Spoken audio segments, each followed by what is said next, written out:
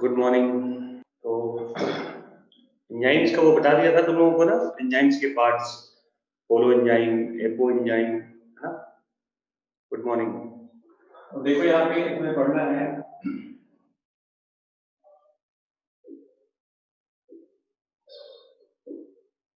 Classification of enzyme.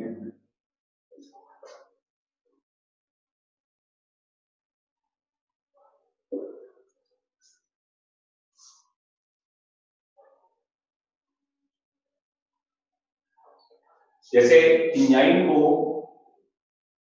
6 class में और each class with 4 to 13 सब क्लासेस कहते हैं, based on nature of chemical reaction.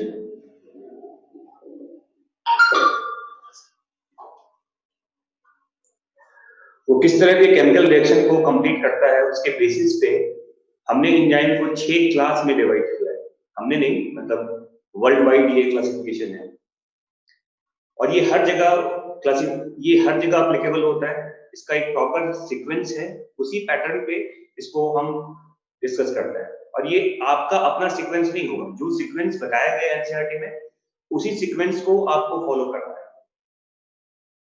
ठीक है। जैसे देखो, और ये मैंने कहा कि ये एक इंटरनेशनल यूनियन है जो जिसने इसको कोड किया है इस तरह से। और आप जानते हैं देखिए कि जिसे लिखा जाता है A into B into C into D. Coding of enzyme क्या है? कोडिंग ऑफ एंजाइम कहा जाता है। 4 नंबर में आता है, 4 नंबर में आते हैं ये।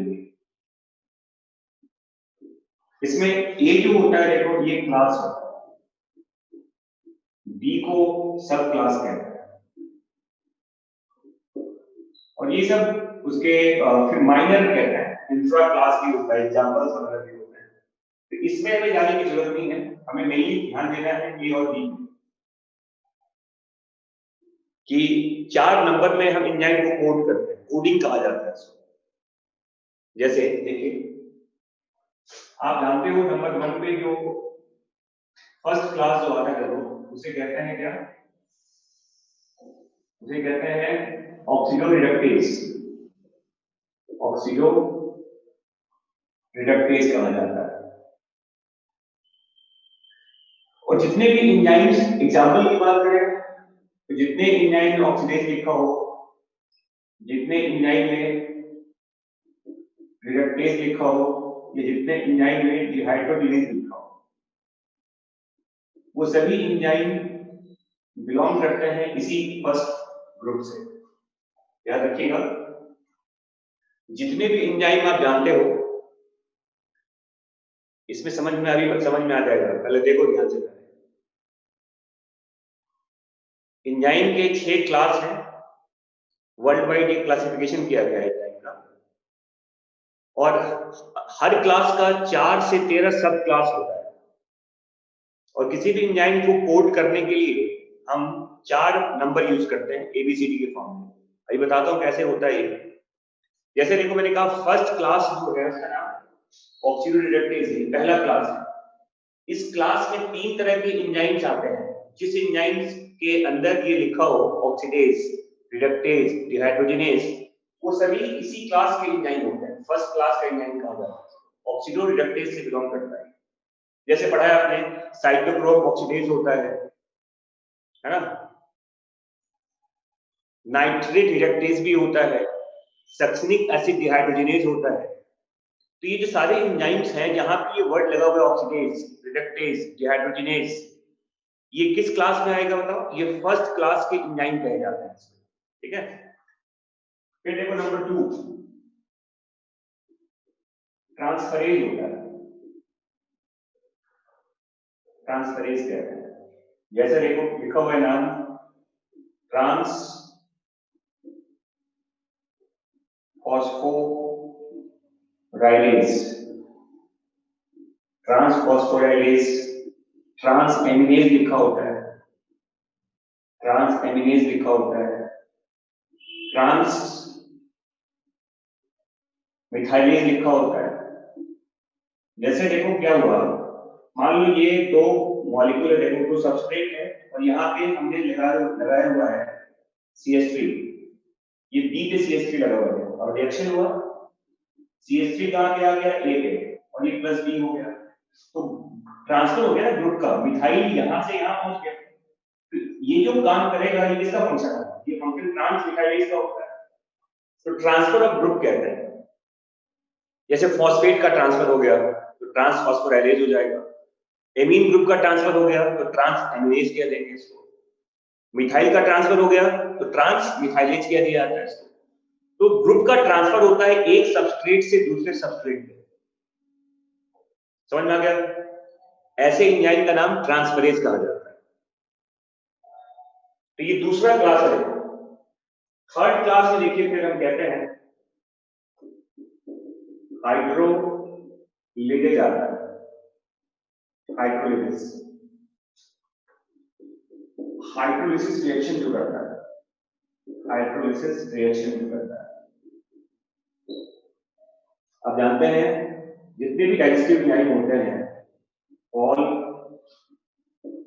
डाइजेस्टिव एंजाइम,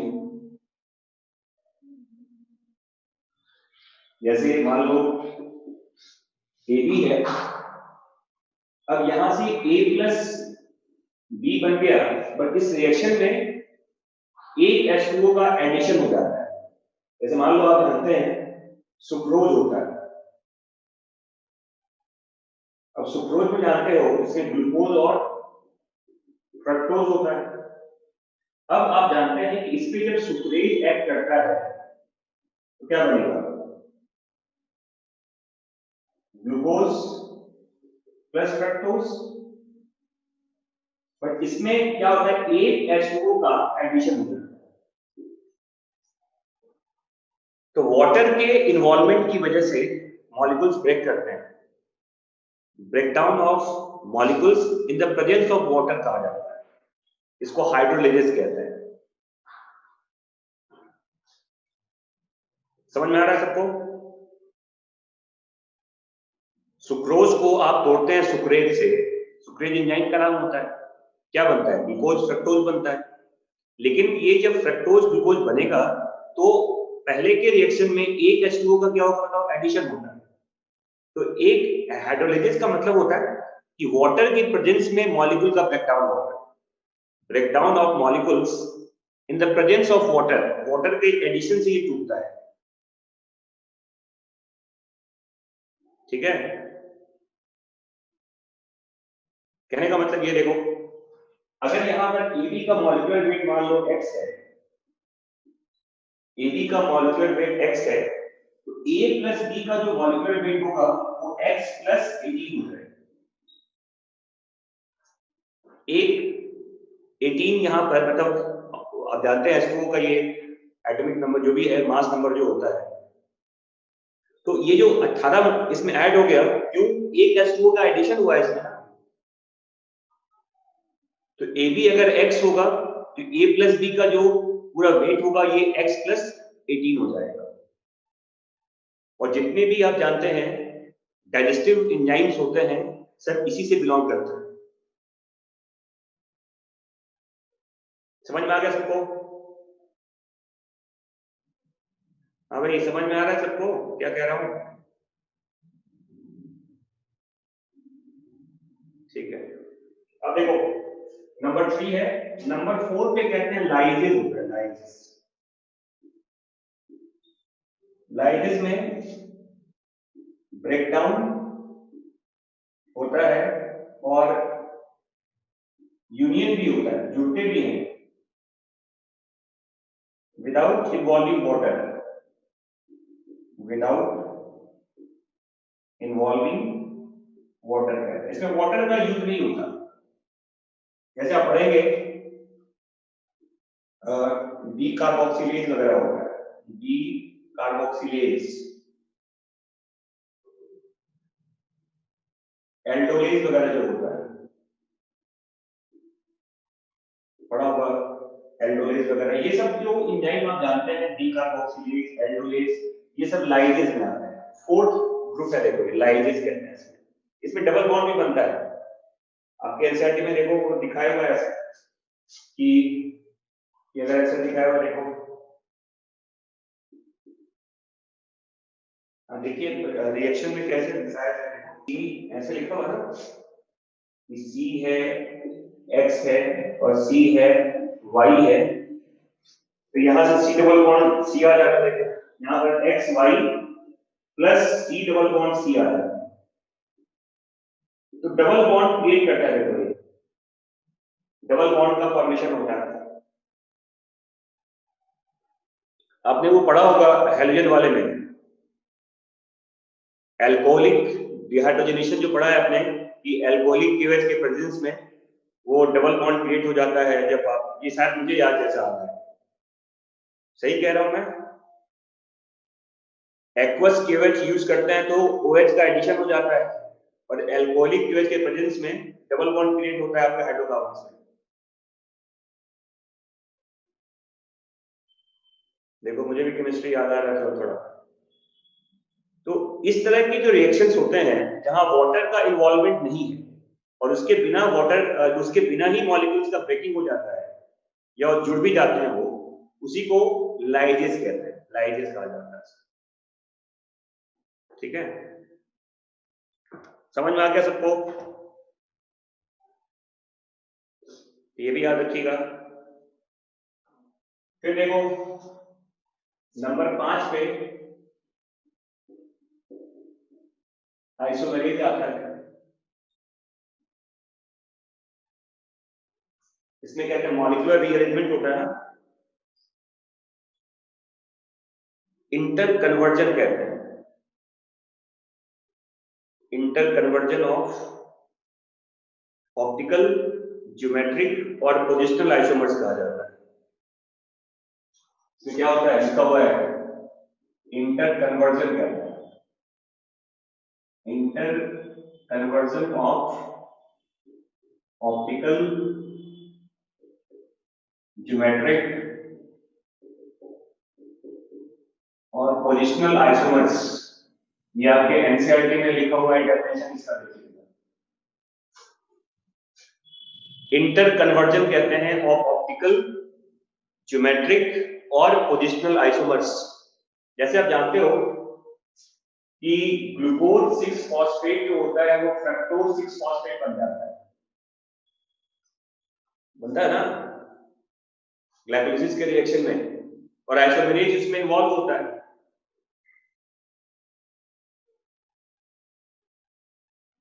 तो आइसोमेरेज जहां लिखा होगा वो वही एंजाइम है, देखो। तो जो आइसोमेरिक चेंजेस क्रिएट करता है एंजाइम, जो आइसोमेरिक चेंजेस क्रिएट करता है, इंटर कन्वर्जन कहते हैं। ग्लूकोज फ्रक्टोज बन गया ना, बाकी तो सब वही है। तो इस तरह की चेंज में जो एंजाइम इन्वॉल्व होगा उसी को आइसोमेरेज कहा जाता है। और ग्लाइकोलिसिस का जो दूसरा स्टेप होता है, आपने देखा है ग्लाइकोलिसिस के दूसरे स्टेप में ये प्रोसेस होता है। तो अगर मान लो एक क्वेश्चन ही पूछ दिया जाए आपसे कि in the glycolysis reaction, in the glycolysis biochemical pathway, the second step of reaction is catalyzed by, the second reaction of biochemical pathway is catalyzed by, अब 4 ऑप्शन दे दिया जाएगा आपको कि उसमें डिहाइड्रोजनेज है, हाइड्रोलेज है, आइसोमेरेज है, तो इसका आंसर क्या होगा बताओ? आइसोमेरेज हो जाएगा। तो क्वेश्चन तो आसान सा है ना। अगले सर ये तो कहीं पे बुक में ऐसा लिखा हुआ नहीं है, लेकिन आप लिंक करेंगे। आपको ग्लाइकोलिसिस के बारे में जानकारी है, आप ग्लाइकोलिसिस के बारे में जानते हैं, आपके एनसीईआरटी में भी दिया गया है, सारे स्टेप्स बताए गए हैं उसमें, है ना। तो ये जो पूरा प्रोसेस आप देख रहे हो, तो ये आप इस तरह से चीजों को लिंक करेंगे तो आपका आंसर सही होगा। ठीक है, चलिए अब मैं बता रहा हूं आपको नंबर 6 वाला जो होता है, जिसको आप लाइगेजेस कहते हैं। लाइगेजेस का होता है जो जोड़ने का काम करता है। लाइगेजेस अटैचमेंट के लिए होता है। Linking together of two compounds. क्या लिखा हुआ देखो एनसीईआरटी में, देखिए आप कि दो कंपाउंड को लिंक करता है और किस तरह के बॉन्ड को बनाएगा देखो, तो सीओ बॉन्ड को बनाता है, सीएन को भी बनाता है, सीएस को भी बनाता है, सीएन लिंकेज भी होता है, सीएस लिंकेज भी होता है। देखिए CO CN CS NPO phosphoester linkage भी जानते हैं आप। तो लाइगेज जो होता है देखो, ये लिंक करता है दो कंपाउंड को और सीओ लिंकेज बनाता है, सीएन लिंकेज बनाता है, सीएस लिंकेज बनाता है और पीओ लिंकेज बनाता है। फॉस्फोएस्टर लिंकेज, डीएनए लाइगेजेस आप जानते हैं। तो ligases catalyzes the linkage of two compounds and create CO, CN, CS और PO लिंकेज है, PO linkage, PO phosphoester linkage कहा जाता है। तो एक ऐसा एंजाइम जो CO के बनने को, CN के बनने को, CS के बनने के, PO के बनने के लिए जो उसको कैटेलाइज करे, उसी को लाइगेजेस कहते हैं। और आपके सामने एग्जांपल है डीएनए लाइगेजेस, जो कि फॉस्फोएस्टर लिंकेज या फॉस्फो जो डायस्टर लिंकेज होता है उसको बनाने में मदद करता है। DNA ligases catalyses the formation of which linkage, जल्दी बताओ। डीएनए लाइगेजेस किस तरह के लिंकेज को प्रमोट करता है बताओ। यस बेटा, पीओ कौन सा, फॉस्फोएस्टर या फॉस्फो डायस्टर? मैं क्या बोल रहा हूं, फॉस्फो डायस्टर होता है, बिल्कुल सही। डीएनए लाइगेजेस फॉस्फो डायस्टर के बनने को प्रमोट करता है। समझ में आ गया सबको? और आपके एग्जाम में अब देखो क्वेश्चन कैसे पूछा गया है। अब क्वेश्चन कैसे पूछा गया था आपके एग्जाम में, 2-3 साल पहले की बात है। क्वेश्चन ये पूछा गया था कि एक एंजाइम को कोड किया गया है 2.3.6 मान लो 4 लिखा हुआ है।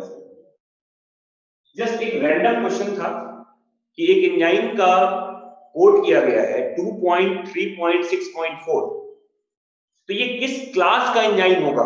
तो हमें इससे मतलब नहीं है, इससे मतलब नहीं, इससे मतलब नहीं है, हमें ये देखना है नंबर 2 पहला वाला। और फर्स्ट तो क्लास होता है, आपको पता है, और दूसरे क्लास में क्या आता है बताओ, ट्रांसफरेज आता है। तो ये नंबर केवल देखना है, इस नंबर से कुछ नहीं पूछा जाएगा आपसे यहां से पूछा जाएगा, ये पहले वाले नंबर से। और ये नंबर कहां से कहां होगा, 1 से 6 के बीच में होता है, ये फिक्स होता है। पहला नंबर 1 से 6 के बीच में होगा, हमें पहले नंबर पे ध्यान देना है। और ये सीक्वेंस एज सच आपको याद करना पड़ेगा, 1 से लेके 6 तक का सीक्वेंस एज सच आपको याद करना पड़ेगा।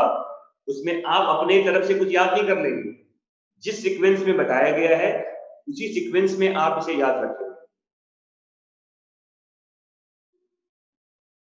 समझ में आ गया सबको? श्रुति तुम्हें समझ में आया मैं क्या बोल रहा हूं अब?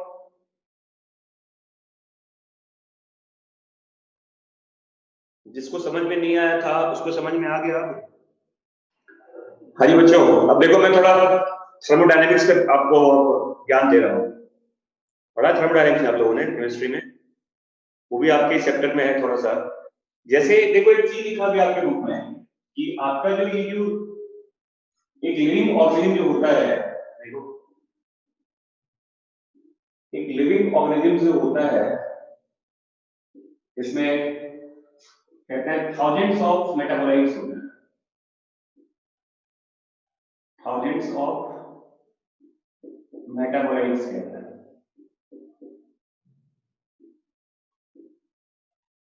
और मेटाबोलाइट्स कुछ प्राइमरी होता है जिसका डायरेक्ट आपके बॉडी में यूज है, कुछ सेकेंडरी भी होता है जो सब जगह नहीं होता। सेकेंडरी मेटाबोलाइट्स कुछ ही जगह पे होता है, जैसे ये प्लांट में है,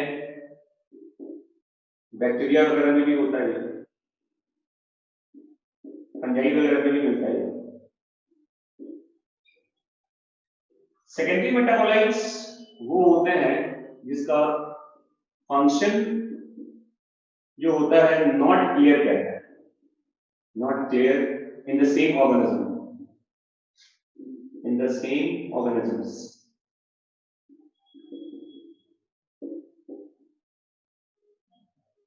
और प्राइमरी मेटाबोलाइट्स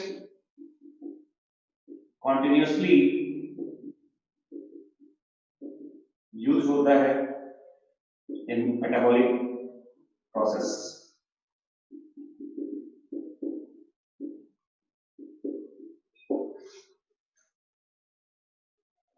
ठीक है बच्चों, अब आपके बुक में सेकेंडरी मेटाबोलाइट्स के बारे में देखिएगा, एनसीईआरटी में एक टेबल बना हुआ है इसके लिए, वहां से आप याद कर लीजिएगा नेम ऑफ सेकेंडरी मेटाबोलाइट्स, अलग अलग कैटेगरी बनाए हुए हैं एनसीईआरटी के फर्स्ट, सेकंड या थर्ड पेज में बायोमोलिक्यूल वाले चैप्टर में सेकेंडरी मेटाबोलाइट्स का एक टेबल बना हुआ है। उस टेबल को आप खुद से लिख के याद कर लेंगे, क्वेश्चन वहां से पूछे जाएंगे। ठीक है, समझ में आ गया?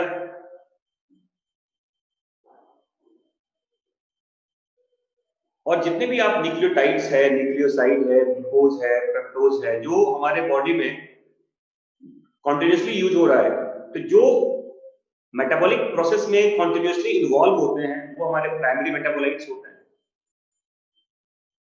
और ये भी याद रखिएगा कि जो हमारा लिविंग ऑर्गेनिज्म जो कहते हैं, लिविंग का मतलब कहा जाता है कि इसमें जो मेटाबोलाइट्स होता है, मेटाबोलाइट्स जो होता है उसका एक फिक्स्ड मोलर कंसंट्रेशन होता है। सेल्स वगैरह में कहते हैं, लिविंग ऑर्गेनिज्म्स में किसी भी मेटाबोलाइट्स का एक फिक्स्ड मोलर कंसंट्रेशन होता है। जैसे मान लो ग्लूकोज की बात करें, या किसी भी आपके बुक में लिखा ग्लूकोज का जो लिखा जाता है 80 to 120 मिलीग्राम पर 100 ml, ये ब्लड में कंसंट्रेशन होता है ग्लूकोज का। तो ये नॉर्मल वैल्यू है, इसी वैल्यू में रहना चाहिए, है ना? ये कहा जाता है कि जो फिक्स्ड पार्ट है मॉलिक्यूलर कंसंट्रेशन का, इसको कहते हैं इसका स्टेडी स्टेट, स्टेडी स्टेट कहा जाता है।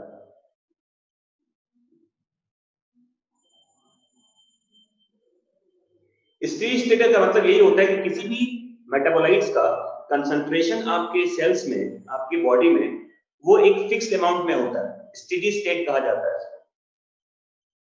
लेकिन याद रखना कि जितने भी कहते हैं जो स्पॉन्टेनियस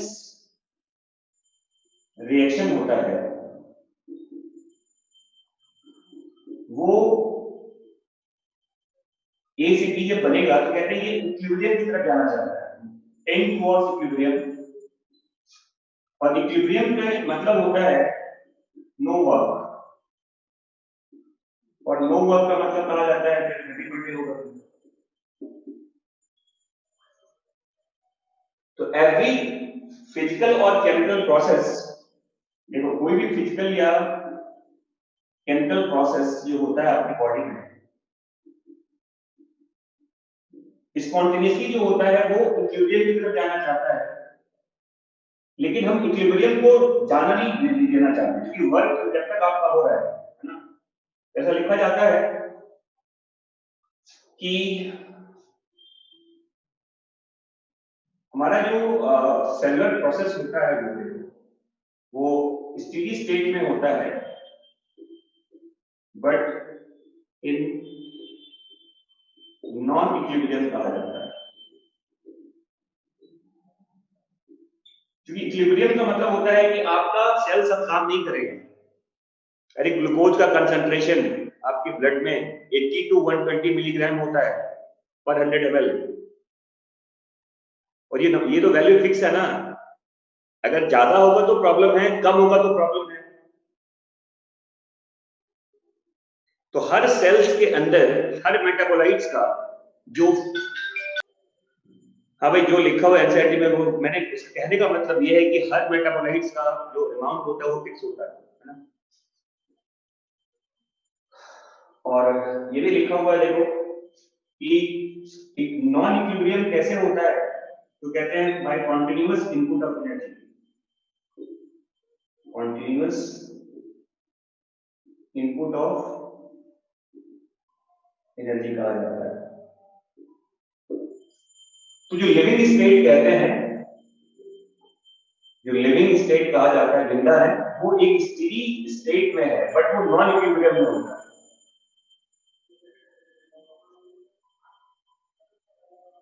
और जब तक आपकी बॉडी में मेटाबॉलिज्म चल रहा है तभी तक आप लिविंग है। लिखा हुआ एक लिविंग स्टेट, लिविंग और जो आपका लिखा हुआ लिविंग और जो आपका मतलब मेटाबॉलिज्म है वो सिनोनिम्स है। देखिए वर्ड लिखा हुआ है पेज नंबर 153 में, living state and metabolism are synonymous. ठीक है, ये लिखा हुआ देखो, जो लिविंग स्टेट होता है एंड मेटाबॉलिज्म, ये सिनोनिमस कहा जाता है, ये सिनोनिम्स कहे जाते हैं।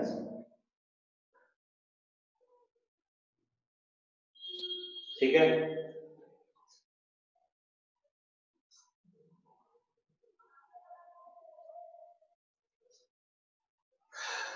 तो ये आपके बुक में ऐसा समझाया गया है कि आपके लिविंग ऑर्गेनिजम्स में थाउजेंड ऑफ मेटाबोलाइट्स होते हैं, उसमें कुछ प्राइमरी होते हैं, कुछ सेकेंडरी होते हैं। सेकेंडरी हर जगह नहीं होता, सेकेंडरी प्लांट्स में होते हैं, बैक्टीरिया में होता है, कुछ फंगस वगैरह में भी होता है, जिसका फंक्शन उसके लिए नोन नहीं है। जैसे कहते हैं रबर है, रबर तो प्लांट से बनता है, उसे हम यूज करते हैं। कई सारे ड्रग्स वगैरह होते हैं, प्लांट से तैयार होता है, उसको यूज हम करते हैं। प्लांट में क्या इसका यूज है ये पता नहीं है, जो बनाता है उसमें उसके फंक्शंस नोन नहीं है, तो वो उसका क्या हो गया, सेकेंडरी मेटाबोलाइट हो जाता है। कहां पीडीटी लिखा हुआ है, पीडीटी का metabolic reaction is called, what is PDT, कहां मैंने पीडीटी वर्ड लिखा है?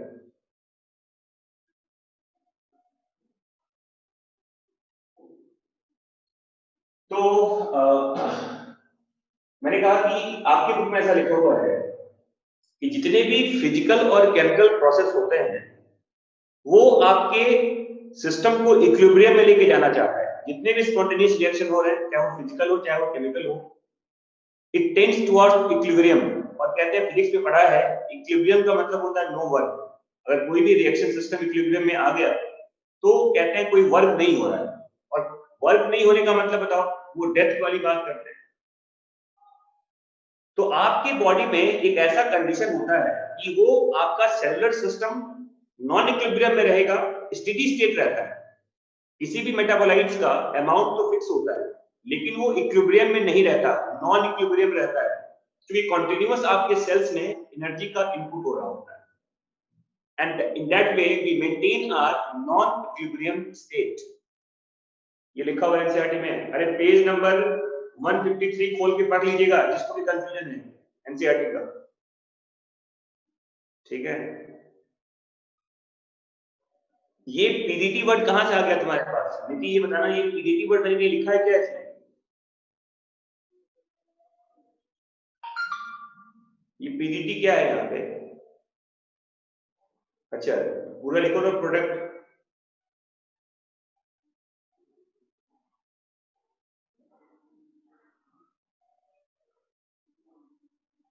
ये कहां पे पीडीटी वर्ड आ गया तुम्हारा?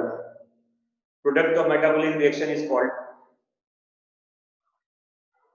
ऐसा कोई वर्ड तो नहीं है।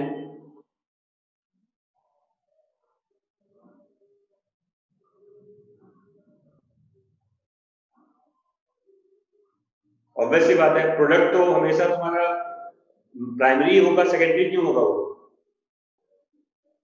अब ये तो एक अजीब सा क्वेश्चन, जैसे मान लो कि ए प्लस बी, अब ये मान लो ये दो सबस्ट्रेट है और ये हमने बना लिया सी, मान लो ये ग्लूकोज है, ये आपका फ्रक्टोज है और ये आपका सुक्रोज है, तो ये तो प्रोडक्ट है ना, तो इसको सेकेंडरी मेटाबोलाइट थोड़ी कह देंगे हम। ऐसा कुछ नहीं होता। अब एनसीईआरटी में शायद ऐसा कुछ लिखा हो कहीं पर, ठीक है, ऐसा कुछ नहीं होता।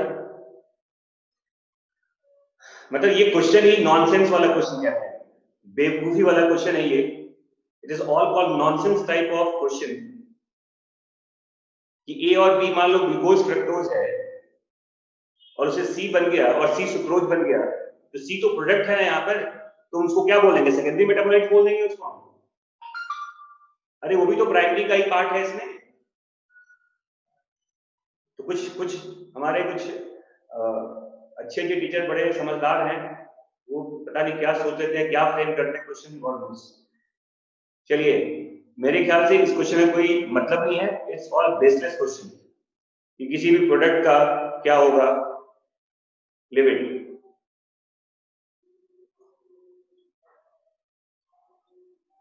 समझ में आ गया सबको ये चीज जो बताया गया आपको? तो ये पूरा आपका थर्मोडायनेमिक्स का ही पार्ट है, मैंने कुछ नया नहीं बताया, थोड़ा सा बायोलॉजी को आपने केमिस्ट्री के साथ लिंक किया है।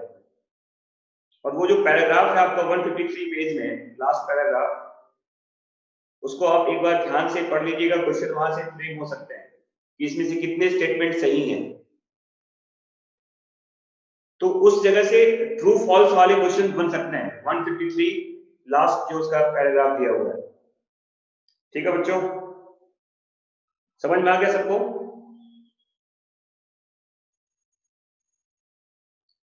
चलिए, और इसको मिटाएं यहां से अब, डायलेशन एंड एब्जॉर्प्शन।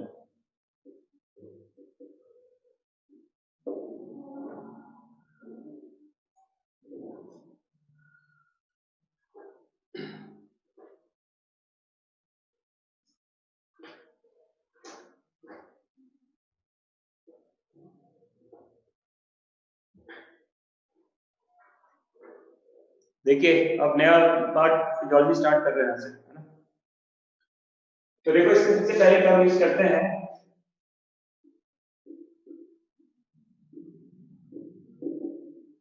न्यूट्रिएंट्स के बारे में। ये न्यूट्रिएंट्स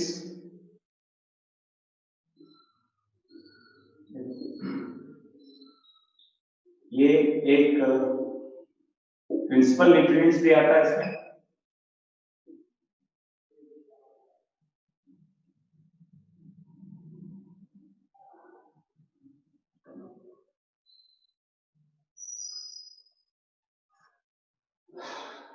और इसमें एक कहा जाता है, देखो,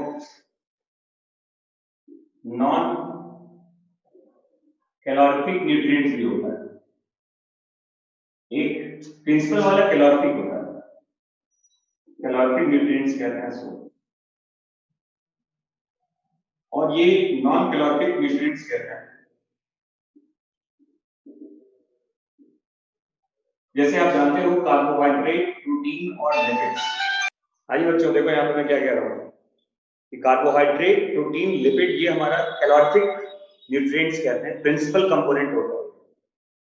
और एक प्रोटेक्टिव कहते हैं, नॉन कैलोरिफिक को प्रोटेक्टिव कंपोनेंट कहा जाता है।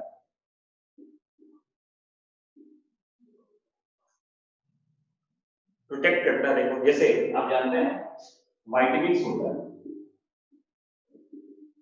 मिनरल्स होता है और वाटर होता है।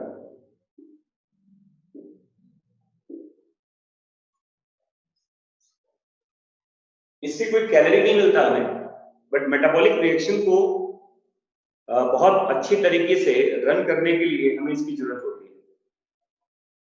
विटामिन की, मिनरल्स की, वाटर की। इससे हमें एनर्जी नहीं मिलता ना, नॉन कैलोरिफिक होता है, बट इसके बिना हमारा केमिकल रिएक्शन मेटाबॉलिज्म हो भी नहीं सकता।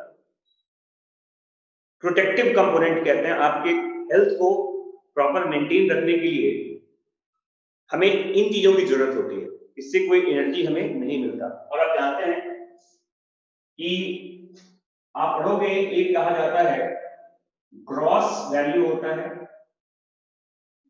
और एक फिजियोलॉजिकल वैल्यू कहता है, फिजियोलॉजिकल वैल्यू कहा जाता है।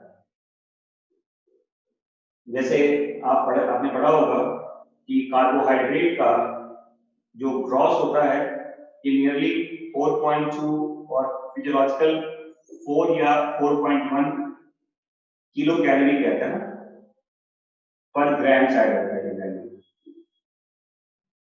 प्रोटीन का 5 पॉइंट समथिंग है, 5.1, और ये भी 4 के आसपास आता है फिजियोलॉजिकल वैल्यू। फैट का और लिपिड का 9.2 और ये नियरली 9 आता है। ये आपके एनसीईआरटी में टेबल बना के समझाया गया है, किलो कैलोरी पर ग्राम। ये ग्रॉस वैल्यू मतलब क्या बताओ, जिसको आप कहते हैं इसमें ये थ्योरेटिकल पार्ट होता है। बॉम्ब कैलोरीमीटर में आपने नाम सुना होगा, एक इंस्ट्रूमेंट को कहते हैं बॉम्ब कैलोरीमीटर कहा जाता है।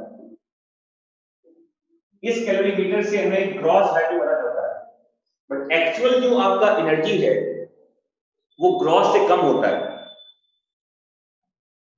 कार्बोहाइड्रेट का 4 या 4.1 किलो कैलोरी पर ग्राम नई एनसीईआरटी में ये आपके बुक में ऐड किया गया है।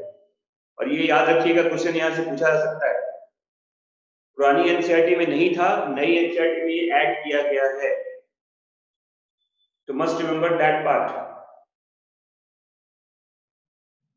सबसे ज्यादा देखो फैट का होता है, फैट का सबसे ज्यादा होता है 9 किलो कैलोरी पर ग्राम कहा जाता है फिजियोलॉजिकल वैल्यू। लेकिन कहते हैं फैट को very difficult to get energy from fat, very difficult to get energy from fat कहा जाता है। इसका कारण ये है कि more oxygen is required, more oxygen is required for combustion, required for combustion।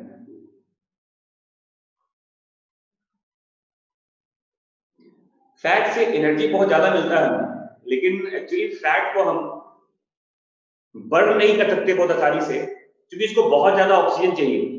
Carbohydrate तुरंत बर्न हो जाता है, इंस्टेंट सोर्स ऑफ एनर्जी मिलता है हमें, पता है। कार्बोहाइड्रेट तुरंत एनर्जी देगा, उसको ज्यादा ऑक्सीजन नहीं चाहिए, जितना ऑक्सीजन आपके मॉलिक्यूल्स में है उसी से काम चल जाता है। बट फैट को बर्न करना इतना आसान नहीं है, तो फैट एक रिजर्व सोर्स के फॉर्म में यूज होता है। हम जानते हैं कि फैट को एक रिजर्व सोर्स कहा जाता है। जब कोई और मीडियम नहीं बचेगा तो हम फैट को मतलब एनर्जी के लिए यूज करते हैं। बिल्कुल सही बात है। जितना ऑक्सीजन का कमी होगा, आरक्यू वैल्यू कहते हैं, रेस्पिरेटरी क्वोशिएंट जो होता है वो 1 से कम है इसमें।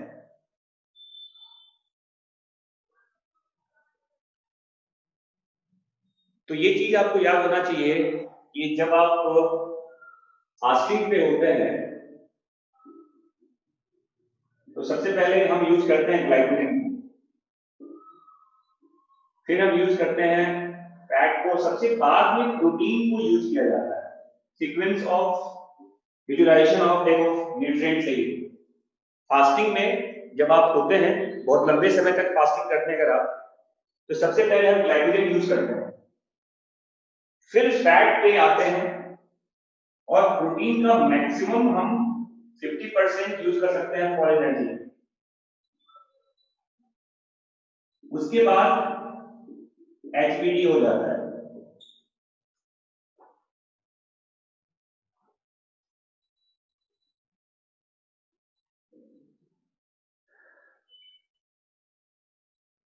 अब फैट में सीएच बॉन्ड ज्यादा होता है कम होता है, ये केमिस्ट्री वाले पार्ट में घुस जाइएगा।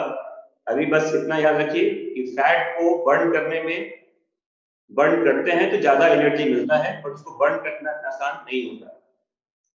एचबीडी क्या है, तुम बताओ एचबीडी क्या होता है? तो अगर आप फास्टिंग पे हैं और आप अपने बॉडी में रिजर्व चीजों को यूज कर रहे हो, तो सबसे पहले हम ग्लाइकोजन को यूज करते हैं, फिर हम फैट को यूज करते हैं, और प्रोटीन का ब्रेकडाउन सबसे बाद में होता है। और जिस समय आपकी बॉडी में 50% हमने प्रोटीन को यूज कर लिया, उसके बाद आपका या उस आदमी का क्या हो जाएगा, हैप्पी बर्थडे हो जाता है। हैप्पी बर्थडे में समझ में आ गया ना? अरे एचबी नहीं होता है, उसके बाद डेथ हो जाता है।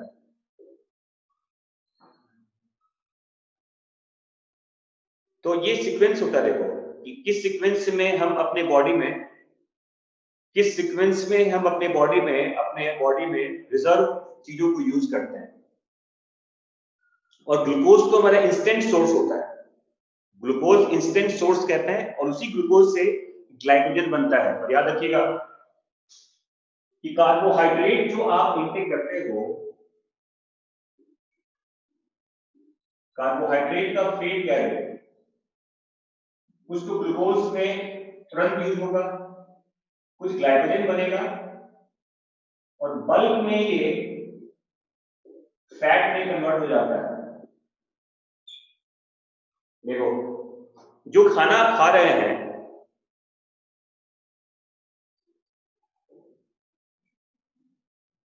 देखो जो खाना आप खा रहे हो, कार्बोहाइड्रेट मान लो आप खा रहे हैं, है ना, तो उसका फेट क्या होता है बताओ? उस कार्बोहाइड्रेट से 3 तरह का चीज बना देगा। एक तो ग्लूकोज बनता है तुरंत, उसको तुरंत यूज किया आपने, इसी ग्लूकोज से ज्यादा ग्लूकोज खाएंगे आप तो ग्लाइकोजन बन जाएगा। वो ग्लाइकोजन भी बहुत ज्यादा नहीं बनता, ग्लाइकोजन की जो देखो औकात है वो 5 से 6 घंटे तक ही है। 5 से 6 घंटे में ग्लाइकोजन भी टाइम टाइम किस हो जाता है। 5 से 6 घंटे की औकात ग्लाइकोजन की है। उसके बाद अब आएगा बल्की सब्सटेंस फैट, और इस फैट की बदौलत आप 50 दिन भी टिक सकते हैं पानी पीते रहिए आप। जो स्वस्थ आदमी होता है, जो हेल्दी आदमी होता है, जो हेल्दी है, 40 से 50 दिन भी वो रिजर्व फैट के ऊपर टिक सकता है, बट पानी पीना पड़ेगा उसको कंटिन्यूसली। और उसके बाद साथ में जब प्रोटीन का भी ब्रेकडाउन स्टार्ट हो गया, तो 50% प्रोटीन जिस समय आपने यूज कर लिया, उस समय आपके बॉडी का पूरा स्ट्रक्चर ढह जाएगा, कोलैप्स हो जाएगा, और आदमी का डेथ हो जाता है। और प्रॉब्लम क्या देखो, फैट और प्रोटीन के टूटने की वजह से कीटोन बॉडी फॉर्मेशन होता है, कीटोन बॉडी फॉर्मेशन होता है, और कीटोन बॉडी टॉक्सिक होता है फॉर सेंट्रल नर्वस सिस्टम। यही प्रॉब्लम है, देखो जब आपके बॉडी में ज्यादा फैट और प्रोटीन्स का ब्रेकडाउन होगा तो कीटोन का फॉर्मेशन होता है।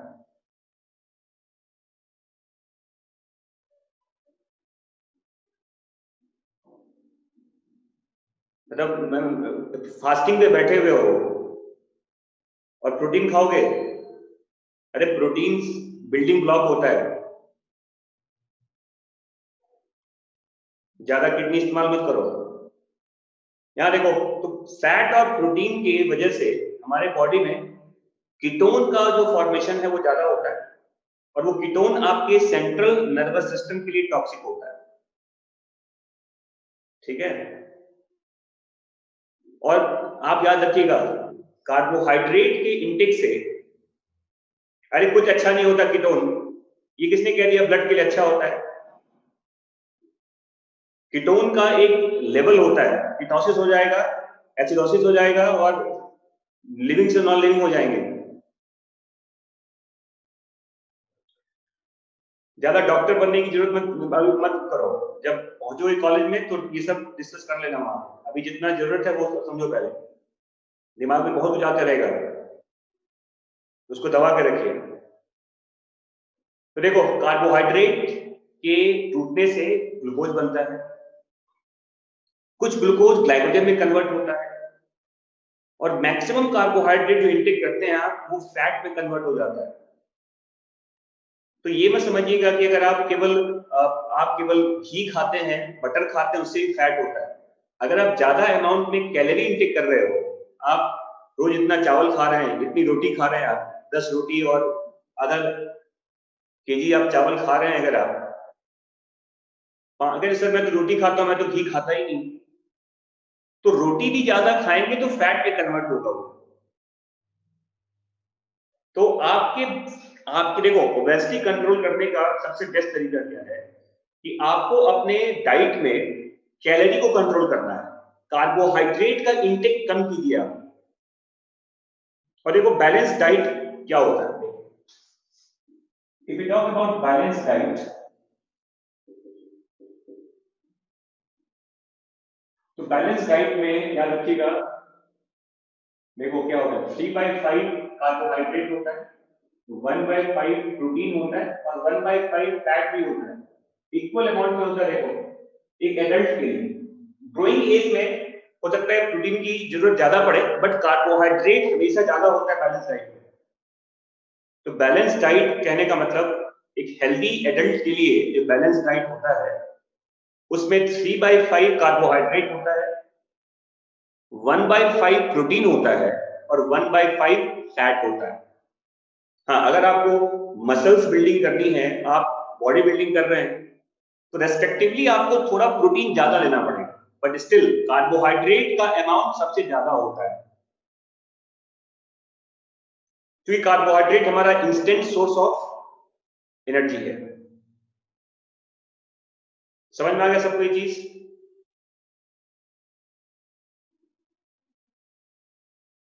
तो if you want to control your obesity, अगर आप मोटापा को रोकना चाहते हैं, तो आपको अपनी डाइट को बहुत कंट्रोल करना पड़ेगा।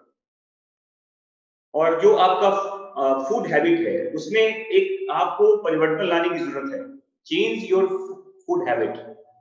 ब्रेकफास्ट आप बहुत हेल्दी लीजिए, लंच बहुत नॉर्मल होना चाहिए, और डिनर आपका बिल्कुल होना ना होने के बराबर होना चाहिए। देखो कितना ये अच्छे से समझाया जाता है कि your breakfast should be very rich, healthy. जितना ब्रेकफास्ट आप ज्यादा इंटेक करेंगे, अच्छा खाएंगे आप ब्रेकफास्ट में, ये आपके हेल्थ के लिए बढ़िया होगा। ब्रेकफास्ट हेल्दी होना चाहिए, बट ब्रेकफास्ट करने का मतलब फिर से रजाई के अंदर घुस गया, इतना खा लिया ब्रेकफास्ट में, पराठा दही घी सब खा लिया और फिर सो गया। अरे ब्रेकफास्ट हेल्दी करने का मतलब आपको अब फिजिकल वर्क में जाना है। ये नहीं कि सुबह उठ गए तो सर ने कहा ब्रेकफास्ट तो जल्दी होना चाहिए, आज मैं बहुत खाऊंगा ब्रेकफास्ट और फिर सो जाऊंगा मैं। तो ब्रेकफास्ट हेल्दी होने का मतलब है कि you have to go for work. Lunch आपका नॉर्मल होना चाहिए, बिल्कुल नॉर्मल, बहुत कम, लंच में भी ज्यादा इंटेक की जरूरत नहीं है।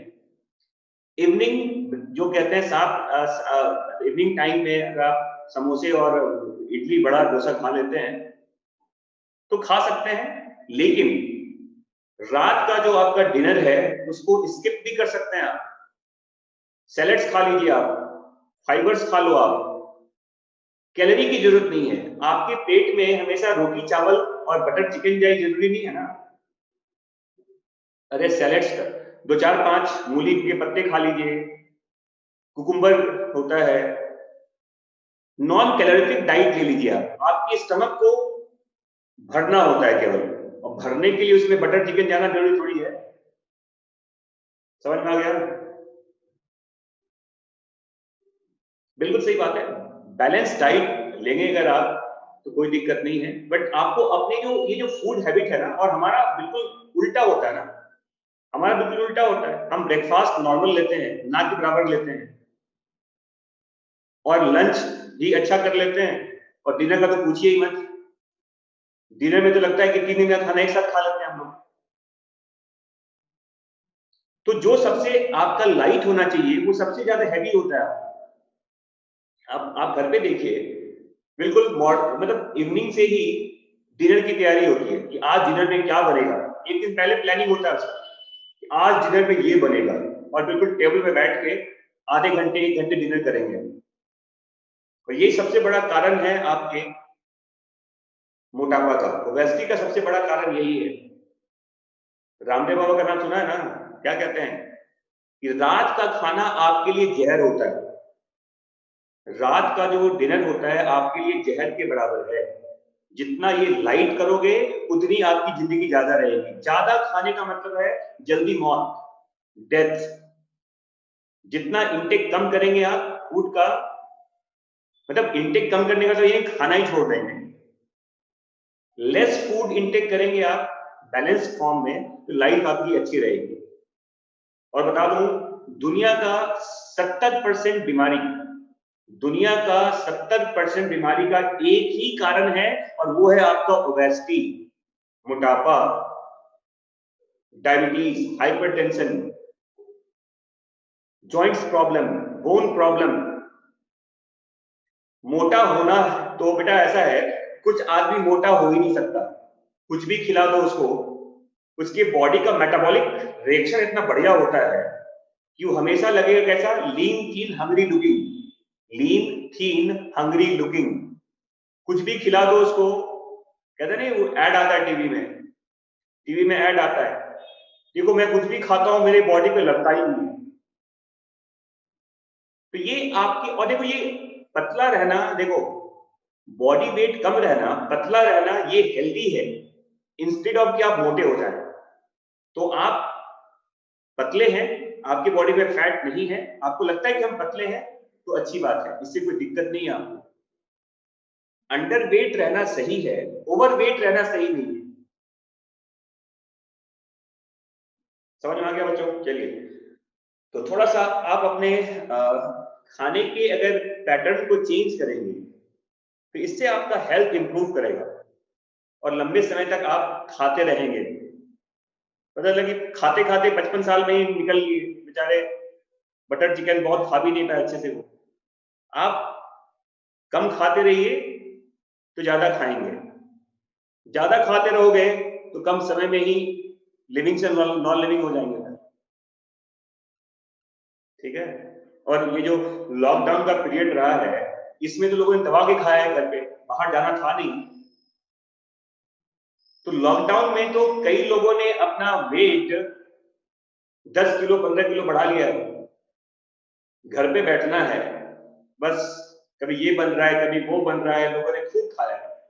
लॉकडाउन कैसी की तैसी, कोरोना गया, जहां गया गया, खाना और सोना देखो।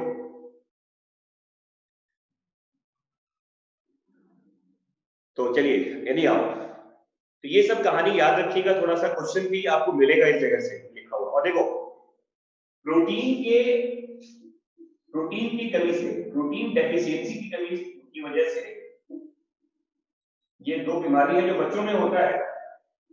ये आप एनसीईआरटी देख लेंगे, इसको पैम कहते हैं, पैम, प्रोटीन एनर्जी मैल न्यूट्रिशन। देखो, प्रोटीन एनर्जी मैल न्यूट्रिशन,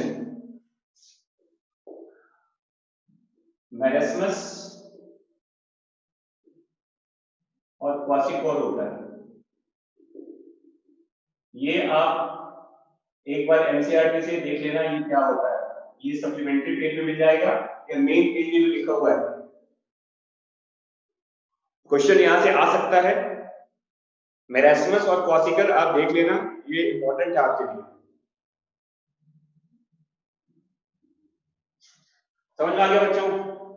गो थ्रू एनसीईआरटी, अगर ना समझ में आए तो मैं बता दूंगा अगली क्लास में। एक बार एनसीईआरटी में खुद से पढ़ो इसको क्या होता है। चलिए, तो ये अब मैं मिटाऊं इसको।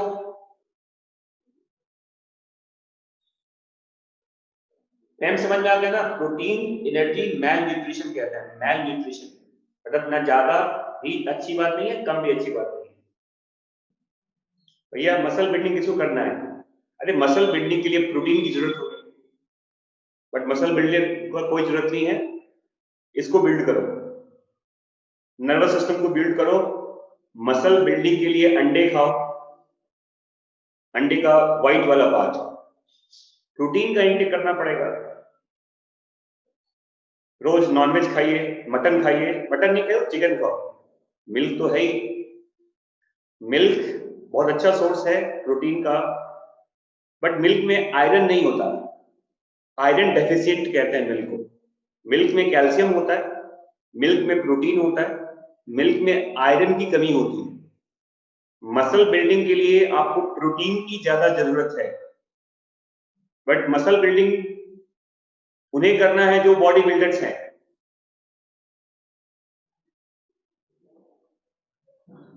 अब एडल्ट में प्रोटीन की डेफिशिएंसी से, अब देखो ऑब्वियस सी बात है, प्रोटीन अगर कम होगा तो मसल डिजनरेट करेगा आपका, ऐसा कोई डिजीज नहीं होता है, ओवरऑल आपका हेल्थ डिस्टर्ब होगा, क्योंकि प्रोटीन की, अब प्रोटीन जानते हैं एंटीबॉडी भी बनाता है, अरे एंटीबॉडी भी तो प्रोटीन ही होता है ना, तो आपका इम्यून सिस्टम कमजोर हो जाएगा। ये बीमारी होना, सब बीमारी का कुछ ना कुछ नाम हो जरूरी थोड़ी होता है। अब यहाँ देखो स्टेप्स कहते हैं ऑफ न्यूट्रिशन।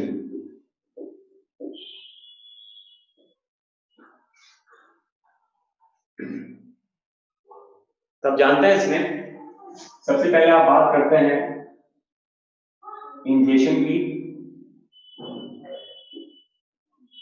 इंजेक्शन, फिर आप कहते हो डाइजेशन,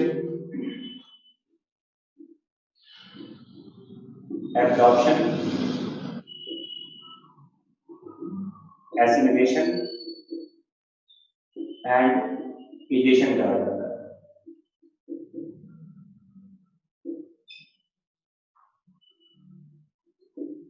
और कुछ और भी आप कहते हैं एक्सक्रीट प्रोसेस है, जैसे आप जानते हैं एक टर्म यूज करते हैं मैस्टिकेशन, स्वलोइंग, ये सब एक हेल्पिंग प्रोसेस कह सकते हैं, मेन प्रोसेस तो यही होता है। इंजेशन है, डाइजेशन है, एब्जॉर्प्शन है, एसिमिलेशन है और फाइनली इजेशन की बात की जाती है ना। और आप जानते हैं कि ये जो सारा अगर मैं कहूं कि स्टेप्स, जैसे आप जानते हैं कि जो फर्स्ट प्रोसेस आपने लिखा है इंजेशन का, इंजेशन का प्रोसेस आपके बकल कैविटी में होता है थ्रू द माउथ। इसके बाद आप जानते हैं कि फेरिंग्स इसोफेगस से होता हुआ फूड आपके स्टमक में आता है, स्टमक के बाद ये फूड आपके स्मॉल इंटेस्टाइन में जाता है और फिर ये आपके लार्ज इंटेस्टाइन में आता है। आप जानते हैं सारा प्रोसेस फेरिंग्स इसोफेगस कहते हैं। बकल कैविटी में मैस्टिकेशन होता है, स्लाइट डाइजेशन भी होता है और स्लाइट एब्जॉर्प्शन भी होता है। देखो एमडीए, इनोलेक्ट्रोल, मैस्टिकेट करना, पार्शियल डाइजेशन भी होता है और कुछ एब्जॉर्प्शन भी होता है, ये बताऊंगा बाद में डिटेल से क्या होता है, कि मैं जस्ट एक समराइज कर रहा हूं। आपके स्टमक में एक चर्निंग मूवमेंट कहता है, ब्रेकडाउन ऑफ फूड यहां भी होता है, बट इसको मैस्टिकेशन नहीं कहते, एक तरह का मैस्टिकेशन प्रोसेस बकल कैविटी में ही होता है। चर्निंग मूवमेंट में फूड को थोड़ा ब्रेक करता है ना, मस्कुलर प्रोसेस होता है, चर्निंग मूवमेंट क्या है। स्टमक में फिर कहते हैं डाइजेशन होता है और यहाँ पे स्लाइट एब्जॉर्प्शन भी होता है।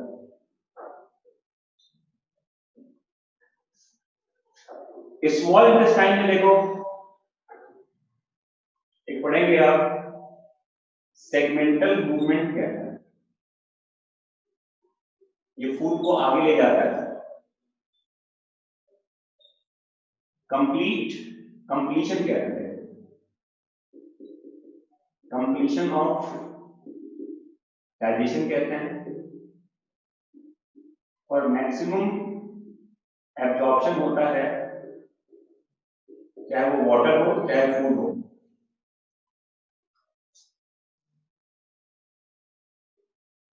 और यहां पर देखो लार्ज में एब्जॉर्प्शन होता है और यहीं से इजेशन का प्रोसेस होता है। जो फूड यहां पे अवेलेबल है, देखो जो फूड अब फेरिंग्स में आ जाता है यहां से निकल के, इसे कहते हैं बोलस, बोलस कहते हैं।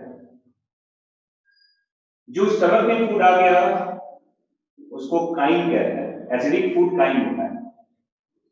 बोलस जो आपके बगल कैविटी से निकलता है, स्टमक में आ गया तो काइन कहा जाता है। और जो अल्कलाइन फूड होता है देखो उसको काइल कहते हैं, काइल, काइल अल्कलाइन होता है।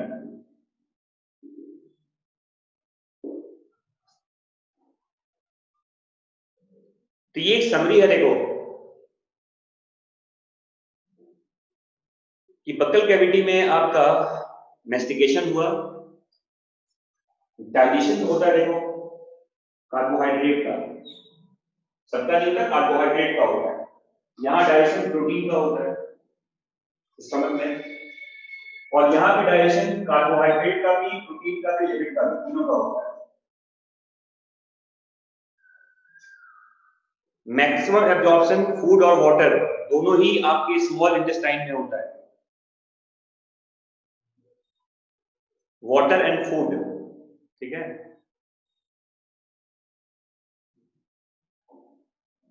और यहां पर देखो एब्जॉर्प्शन वाटर का भी होता है और कुछ मिनरल्स वगैरह का भी होता है, मिनरल्स का, ड्रग्स का, ये आपके एनसीईआरटी में लिखा हुआ है। फूड का एब्जॉर्प्शन नहीं होता, वाटर का, मिनरल्स का, ड्रग्स का एब्जॉर्प्शन आपकी लार्ज इंटेस्टाइन में होता है। यहां पे लिख लीजिएगा एब्जॉर्प्शन में मिनरल है, वाटर है और ड्रग्स है। जो दवाई वगैरह लेते हैं ना वो एब्जॉर्ब होता है कहां पे, लार्ज इंटेस्टाइन में, मिनरल्स का, वाटर का और ड्रग्स का एब्जॉर्प्शन कहा जाता है। समझ में आ गया सबको ये समरी वाला पार्ट? तो चलो फिर मैं अगली क्लास से अब बक्कल कैविटी से स्टार्ट करूंगा क्या होता है इसमें।